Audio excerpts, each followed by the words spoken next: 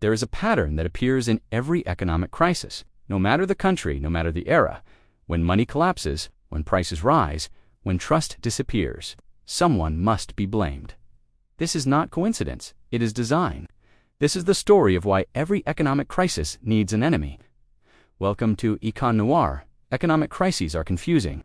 They are slow, complex, and invisible.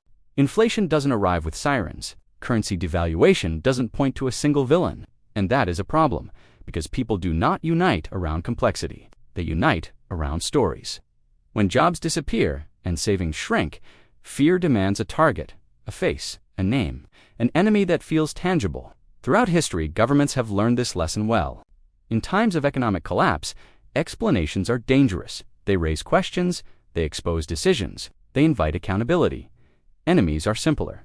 Foreign powers, speculators, bankers, immigrants, merchants, the wealthy, the poor. The enemy changes. But the function remains the same.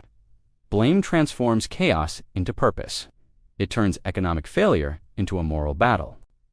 Prices are rising not because of policy mistakes, but because they are sabotaging us.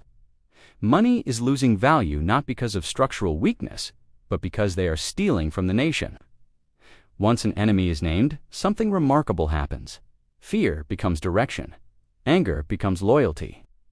People stop asking how the system failed and start asking how to defeat the enemy. This shift is powerful. Protests become patriotic. Sacrifice becomes duty. Suffering becomes proof of commitment. Economic pain is no longer meaningless. It is justified. In dark economics, this is not manipulation. It is stabilization. A population divided by hardship is dangerous. A population united against an enemy is predictable. Policies that would otherwise be rejected suddenly gain support. Price controls, capital restrictions, emergency powers, all accepted in the name of protection. But enemies serve another purpose. They delay truth. As long as blame points outward, systems remain untouched. Institutions survive scrutiny.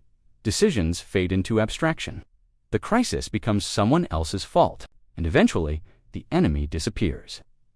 Not because the crisis is solved, but because the narrative is no longer needed. Years later, historians write about mismanagement, debt cycles, and structural imbalance. But by then, the emotional moment has passed. No accountability remains, only memory. This is why economic crises rarely produce clarity. They produce stories, stories that protect power, stories that redirect pain, stories that give suffering a shape.